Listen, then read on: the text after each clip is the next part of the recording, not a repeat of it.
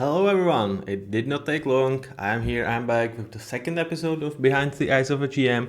I did not think it's going to come so freaking soon, but there was just one thought that kept reoccurring in my mind, and I'm like, dude, what if Patriots pulled the trigger and managed to trade up and secure Travis Hunter? Because I was talked about Travis Hunter to the Patriots before Joe Milton kind of played him out of number 2 or number 1 pick. And I'm still like sitting here just, dude, would it be still forfeit even though the price would be steep? And yeah, let's talk about that, shall we? So the core principle of this is going to be why I would do it, what would be the cons, what would be the pros of this, and how would this impact my free agency as a Patriot? Because for all of you out there that think this was a draft day trade, it wasn't. In case of number 1, number 2 picks, these don't happen in the whimsy. This trade, I think, has been baked during March, so I feel like there would have been enough time to just adjust my offseason, even though it would probably not be announced towards the draft day. So that's just one thing that I want to get out.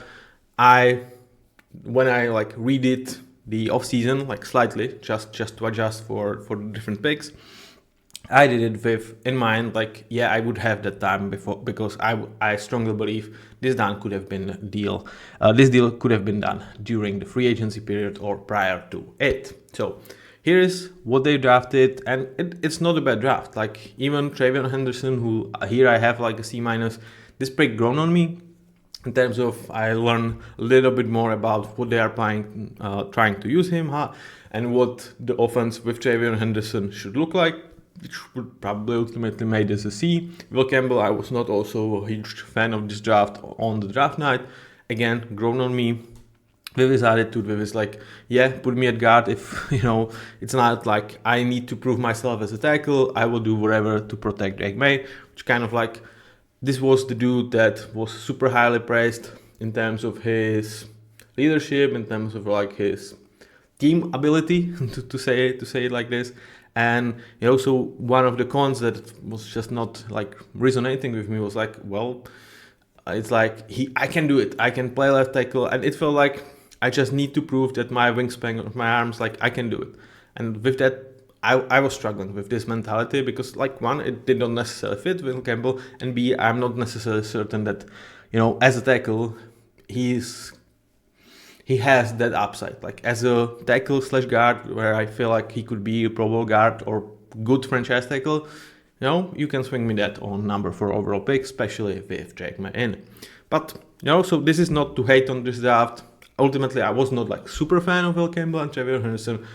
At the same time, it was not these were the most atrocious picks ever. Now, what it would take to land Travis Hunter, how the deal would look like. So I used what the Browns gave up, which was first round next year, their second this year, and obviously their pick. So this is pretty much it.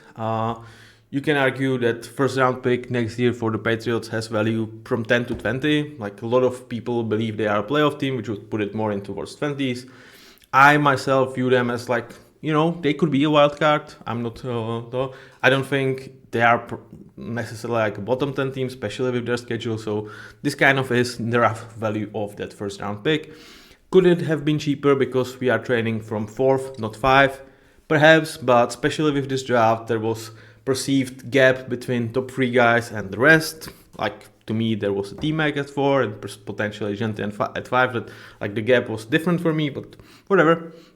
So, and even for the purpose of this exercise or this mind thought, I'm going to penalize myself a little bit, because when you are doing this is all from the hindsight of this, because I have the knowledge what the Browns paid for it, so I'm certain this would make it done. Perhaps it would be a little bit less, but I have to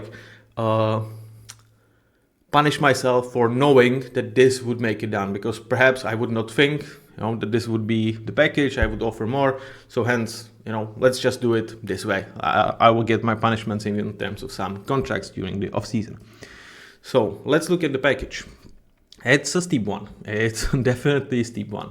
But is Travis Hunter worth it? And my answer would be yes. And here's why. With Travis Hunter entering the league, I know he wants to play both positions, ideally 100% of the snaps. There is two sides of this why I don't think it's possible from day one to really do it and be great at it. And one is stamina. Like, it's going to be hard. This is actually the part that I'm like, maybe he can do it. Like, maybe this dude, he's freaking gym rat, he's freaking raspberry rat. Like, he has the mentality of the guy that enters the league knowing that football is going to be his life for at least next 10 years. He wants to have his name written in the history books. And that's the type of mentality that if you want to do something that kind of has never been done, like in last 20 years, you have to have it. And, to prepare yourself mentally and physically. So in terms of physicality, I think it's super, super hard, perhaps doable. In terms of mentally prepare himself, I actually think that for year one, that's actually tougher, because I think in terms of physicality, he might not actually be at his physical peak. So I think he's going to even grow on it. But in terms of mentally, like from, let's say, trimmed down college playbook of Colorado, going towards a huge offensive playbook, like with Jaguars of Liam Cohen, for both offense and defense, and to learn everything towards next opponent every goddamn week, that to me is just too freaking much to handle. Like year one. Perhaps year two, you are in the same system under the same guy, so you have the overall concept is under you.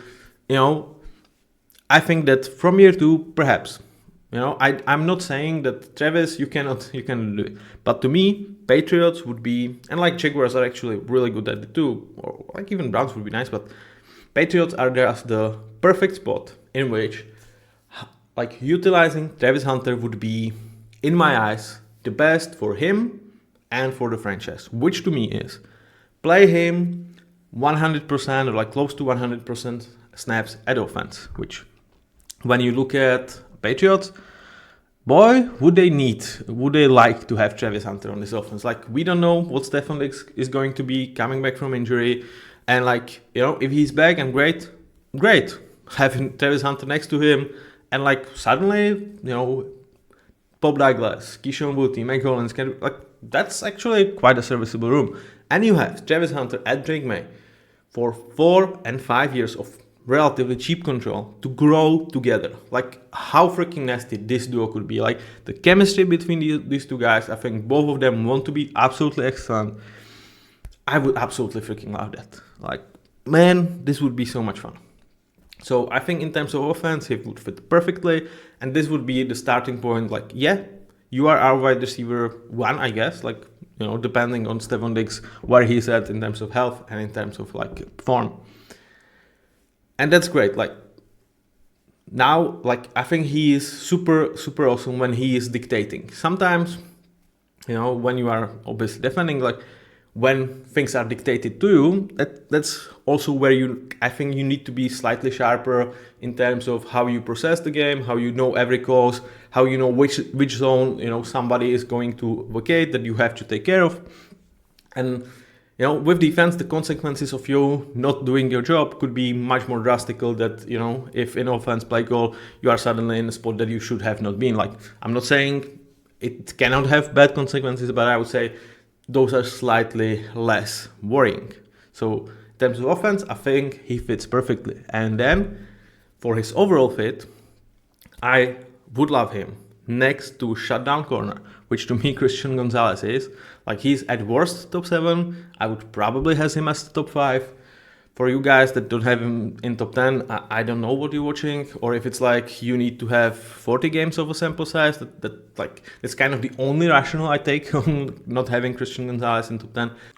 So Christian Gonzalez is freaking awesome. 70 passer rating when targeted last year, and you have to have in mind that Patriots defensive line last year was abysmal. So like, the quarterbacks usually had clean pocket, halftime, and Christian Gonzalez was still super sticky in coverage. And I think he's actually going to get better even. So, if there is a third down, which is where I would play Travis 100% on every third down that is not like that is not clear running situation. So like third and 1, third and 2, okay, Travis, you can sit it.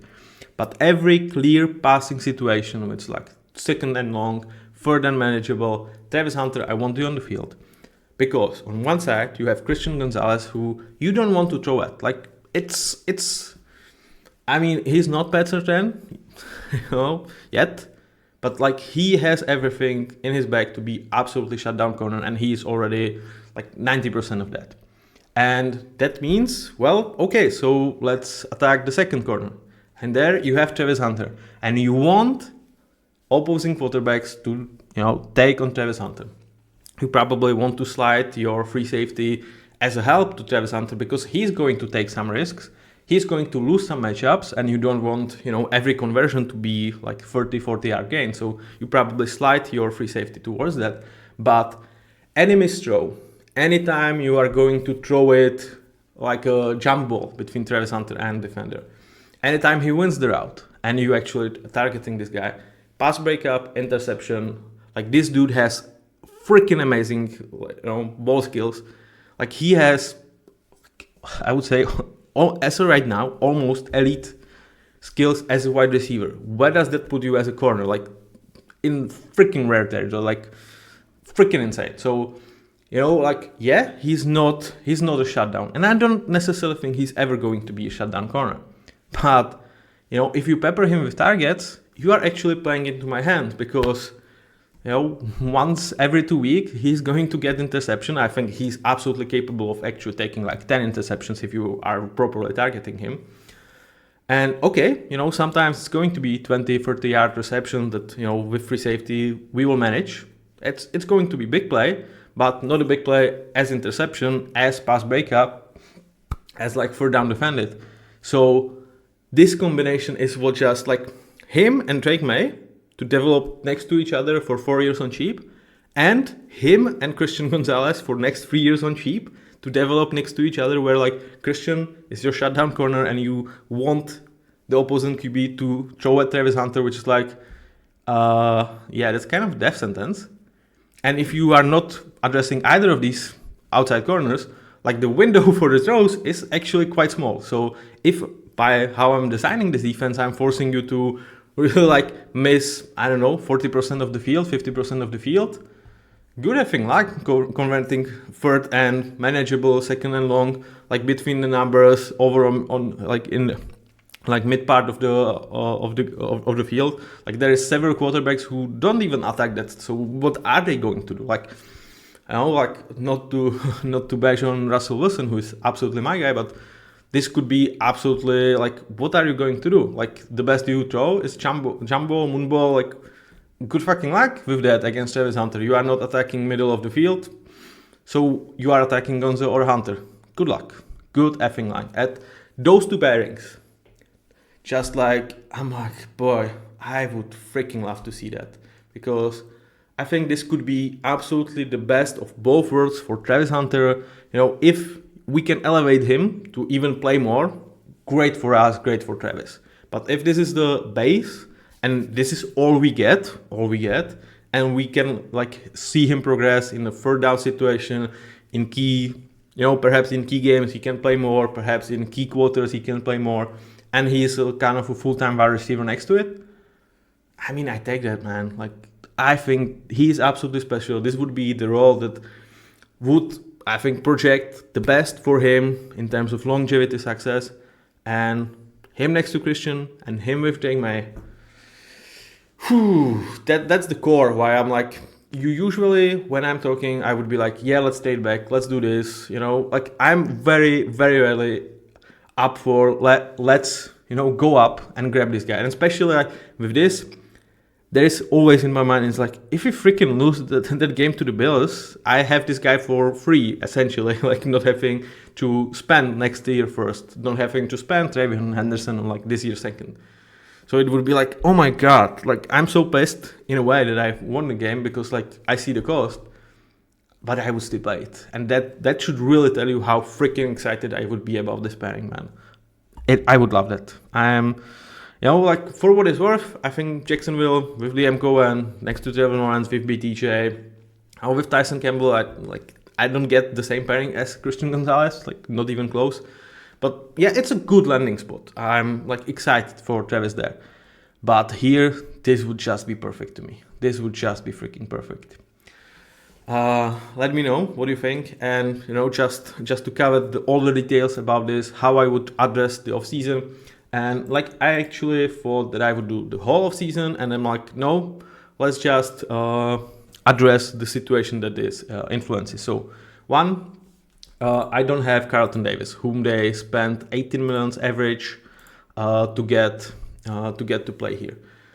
What I would do with that, I would brought back Jonathan Jones. So I would, my punishment would be, it's not 5.5 million, it's 7 million. Okay, so we'll still have like 11 million left from that Carlton Davis role. And what this would do is, I have Christian Gonzalez and Jonathan Jones, plus Marco Jones. We'll talk about Kevin Winston later. I have these three guys for first and second downs, and then Travis Hunter replaces Jonathan Jones for third down. It's great for the veteran, it's great for Travis. I'm absolutely stoked about this. Okay? So that's how I'm managing the corner situation. And in terms of offensive line, one of my problems with drafting Will Campbell was giving, at least in my eyes, super early giving up on Caden Wallace, who was early third round pick last year. And how I would address this offensive line, which I absolutely agree that it's of utmost importance to protect Drake Maye. So what I would do is actually really go to the veteran market, start Cornelius Lucas, which I know, it sounds crazy, but this dude, he's worse than Will Campbell right now, but he's still one of the 30 best left tackles in the league that, will give you a good enough play that you can live by. And for year one, does Will Campbell necessarily give you so much more? I think he gives you more, but not so much. And by doing this with Cornelius Lucas, I still can evaluate Caden Wallace, And if he's not working, let's focus on this spot in next year, whether it's through free agency or through the draft. I did not do this in a way okay, let's get Larry Tunsil and have it all covered, because I love that trade and I would definitely do it for the Patriots here. But I just try to spend the money that I would not spend on Carlton Davis, on this scenario where I have Travis Hunter here, when I'm I don't want to put Carlton Davis out on for down, but that's kind of that's denying purpose of Travis Hunter here. So I would not sign Carlton Davis, and here is how I would replenish and use the money. So with Cornelius Lucas, it would be around 4 million per year. So we are on 11 out of 18 millions. Then for my high upside swing, it would be Tevin Jenkins. 3 million a year for a guy that's 27, and his big issue is health, but he managed to play pretty much healthy last year. And there is this huge belief that offensive line of the Bears sucked because Caleb had the most sacks. Well, Tevin Jenkins played, I would say, him and Braxton Jones and Darnell White, they were decent pieces. A lot of these sacks were bad scheming. Some of them were Caleb sold. I'm not saying Tevin was impeccable or anything, but he was, I would say, reasonably good. And for this money in his 27, I would take him, put him here. Between him and Cole Strange, they both have some injury issues. I would believe one of them stay healthy. The same kind of goes with how I would address backup to Morgan Moses, who, again, absolutely great player, and I love the value that they got here. I would bring Trenton Brown here to kind of back him up, because Trenton is a good player. By the way, he has 85 Madden rating. This dude. No disrespect to Trenton. If he is healthy, I get 77, 78.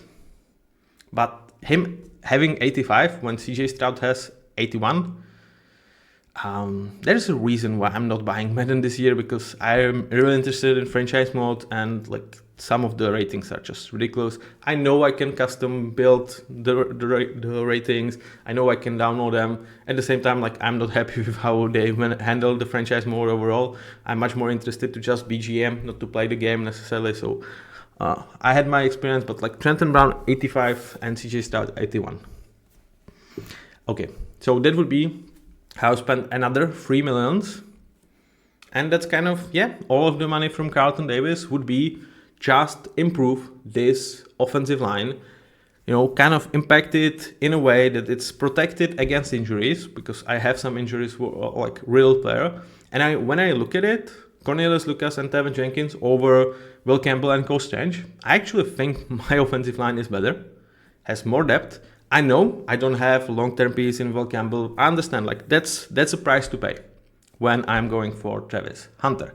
Now, the second price to pay would be Trevion Henderson, and how I would address in the draft. Let's talk about that.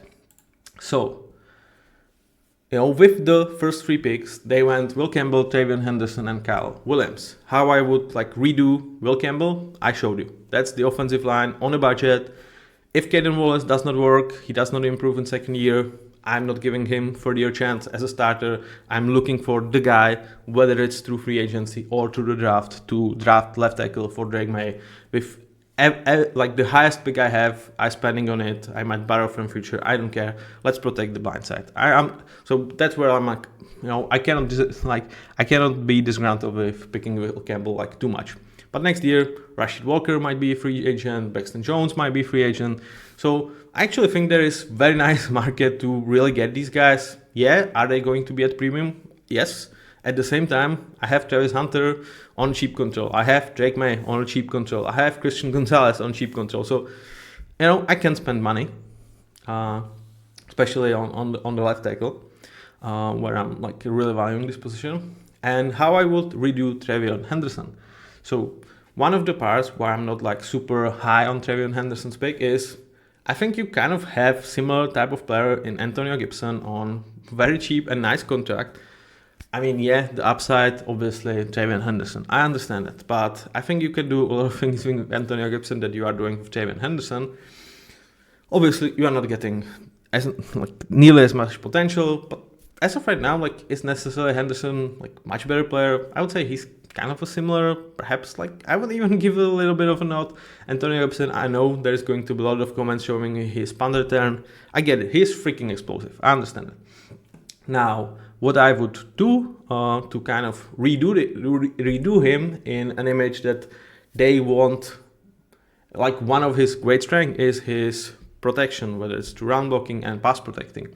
Now, there was a guy, Laquette Allen, who went in 7th round to the Jaguars that to me has very similar skills in terms of pass protecting and run blocking. Obviously, he's not as dynamic as Trevion Henderson, but is he 75% of Trevion? Which when you put it next to Antonio Gibson, when you put it next to Ramondre Stevenson, 2 guys that you recently paid.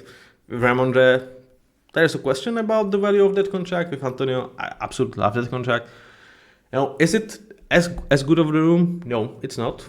But I would pay the price to get Travis Hunter, because the impact he have on wide receiver room and my cornerback room, especially on 4th down, and the problem that he creates next to Christian Gonzalez just is worth to me.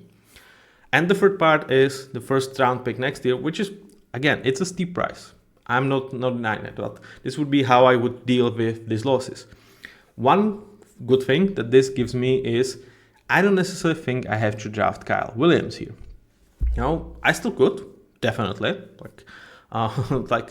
Weapon for deep shots for Drake Maye, yeah, he will still have his role. So I'm not saying this would not be a pick, but I thought about 3 different possibilities that I had what to do with this pick. One is if there was Lions, going for Isaac Tesla, just 1 pick after Kyle Williams, well, perhaps they would call us, and I would happily accepted that offer, which would be two 3rd rounders next year, and I think it was 5th this year for this pick. Freaking happily. Then if there would be a possibility to spend perhaps one of those 3rd round next year to get to the back of the 3rd round here, perhaps at 5th round, perhaps spend some of that package and get Shemari DK. Yeah, I would, again, very similar player to Kyle Williams. Is he necessarily as good as? No, but 90%, 85%, and I get extra picks. I would be absolutely okay with the scenario with Travis Hunter. But probably my favorite thing, what to do with this would be, well, Kevin Winston Jr. And here again, like I gave myself a penalty because I was like, if I'm actually going to use this draft pick, let's do it with penalty of at least like 10 places in terms of draft, because like I have the hindsight, I know where everybody's going, so at least give myself a penalty so I cannot go like 10 or 12 picks after that.